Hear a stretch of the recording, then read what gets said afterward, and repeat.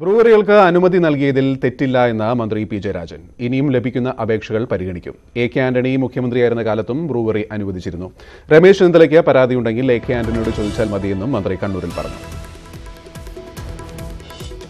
98 കഴിഞ്ഞ് 2003 A K Antony തന്നെ brewery അനുവദിച്ചില്ല. അപ്പോൾ ആദ്യം ചോദ്യം ചോദിക്കേണ്ടത് എ കെ ആന്റണിയോട്, അന്നത്തെ എക്സൈസ് വകുപ്പ് മന്ത്രി കെ വി തോമസോട്. അവരാണ് ഇതിൻ്റെ മറുപടി പറയുന്നത്.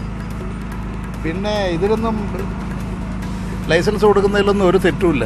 അത് അപേക്ഷ വന്നാൽ പരിശോധിക്കും. ഇപ്പോൾ ഒരു പഞ്ചായത്ത് ഓഫീസിൽ കുറേ ചായക്കട നടത്താൻ വേണ്ടി അപേക്ഷ വരുന്നു ലൈസൻസ്. അതൊക്കെ വന്നാൽ അവരിങ്ങനെ പരിശോധിച്ച് അതിനനുസരിച്ചുള്ള നടപടി സ്വീകരിക്കും. അത് ഓരോ ഭരണസ്ഥാപനങ്ങളും ചെയ്യുന്നതാണ്. ഗവൺമെൻറ് മുമ്പിൽ വന്നാൽ ഗവൺമെൻറ് കിട്ടിയിരിക്കുന്ന അപേക്ഷകളെല്ലാം വെച്ച് പരിശോധിച്ച് അത് സംബന്ധിച്ച് കൊടുക്കണോ കൊടുക്കണ്ടേ എന്നുള്ള കാര്യങ്ങളെ സംബന്ധിച്ച് തീരുമാനിക്കും. വിശദാംശങ്ങളുമായി മനു ഭരത് ചേരുന്നു. മനു, ഇനിയും അപേക്ഷകൾ പരിഗണിക്കും, അത് തന്നെയാണ് വ്യക്തമായി അദ്ദേഹം പറയുന്നതും. മറ്റെന്തൊക്കെയാണ് അദ്ദേഹത്തിന്റെ വാക്കുകൾ?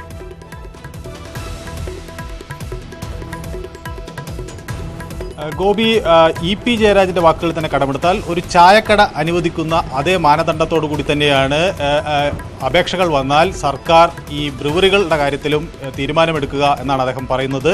കാരണം ചായക്കടയ്ക്ക് അപേക്ഷ സമർപ്പിക്കുമ്പോൾ പഞ്ചായത്ത് അതിനാവശ്യമായ അതിൻ്റെ വിവിധ വശങ്ങൾ പരിശോധിച്ചതിന് ശേഷമായിരിക്കും നടപടിയെടുക്കുക. അതേപോലെ തന്നെ ബ്രൂവറികൾ അനുവദിക്കുന്നതിനായി സർക്കാരിൻ്റെ മുന്നിൽ ഇത്തരം ഒരു അപേക്ഷ സമർപ്പിക്കുകയാണെങ്കിൽ അത് ആ സമയത്ത് ആവശ്യമായ ഉചിതമായ നടപടി അതുമായി ബന്ധപ്പെട്ട് സ്വീകരിക്കും എന്ന് അദ്ദേഹം തറപ്പിച്ച് പറയുന്നു. മാത്രവുമല്ല, യാതൊരു തരത്തിലുള്ള തെറ്റും ഇത്തരത്തിൽ ബ്രൂവറികൾ അനുവദിച്ചതിൽ ഇല്ല എന്ന് ഇ പി ജയരാജൻ അടിവരയിട്ട് പറയുന്നു. എ കെ ആന്റണി സർക്കാരിൻ്റെ കാലത്തും ഇത്തരത്തിൽ അനുമതികൾ നൽകിയിട്ടുണ്ട്. അതുകൊണ്ട് തന്നെ കെ വി തോമസും രമേശ് ചെന്നിത്തലയും അതിൽ മറുപടി പറയാൻ ബാധ്യസ്ഥരാണെന്നും ഇതിൽ യാതൊരു തരത്തിലുള്ള നിയമലംഘനമില്ല എന്നും ഇ പി ജയരാജൻ കണ്ണൂരിൽ പറയുന്നു.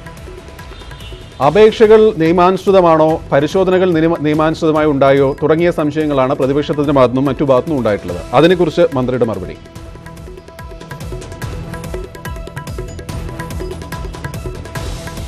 നിയമാനുസൃതമായ രീതിയിൽ തന്നെയാണ് ഇതിൻ്റെ നടപടികൾ ഉണ്ടായിട്ടുള്ളത് എന്ന് അദ്ദേഹം പറയുന്നു. നിയമപരമായി തന്നെ പരിശോധിച്ചാണ് ഈ കാര്യങ്ങളെല്ലാം ചെയ്തിട്ടുള്ളത്. യാതൊരു തരത്തിലുള്ള നിയമലംഘനവുമില്ല എന്ന് തന്നെയാണ് മന്ത്രി തറപ്പിച്ച് പറയുന്നത്. മാത്രവുമല്ല, ഇത് എ കെ ആന്റണിയുടെ കാലത്തും ഇത് ചെയ്തിട്ടുണ്ട്. ഇത്തരത്തിൽ അനുമതി ലഭിച്ചിട്ടുണ്ട്. അത് മാധ്യമപ്രവർത്തകർ എടുത്തു കാണിക്കുകയും ചെയ്തു. അത് തുടരാനുമതിയാണല്ലോ എന്ന വിഷയം എടുത്തു കാണിക്കുകയും ചെയ്തപ്പോഴും അന്നും ബ്രൂവറികൾ അനുവദിച്ചിട്ടുണ്ട്. ഈ എന്തെങ്കിലും തരത്തിലുള്ള സംശയമുണ്ടെങ്കിൽ അത് എ കെ ആന്റണിയോട് ചോദിച്ചാൽ വ്യക്തമാകും, അല്ലെങ്കിൽ അന്നത്തെ എക്സൈസ് മന്ത്രിയായിരുന്ന കെ വി തോമസിനോട് ചോദിച്ചാൽ വ്യക്തമാകും എന്നാണ് മന്ത്രിയുടെ നിലപാട്.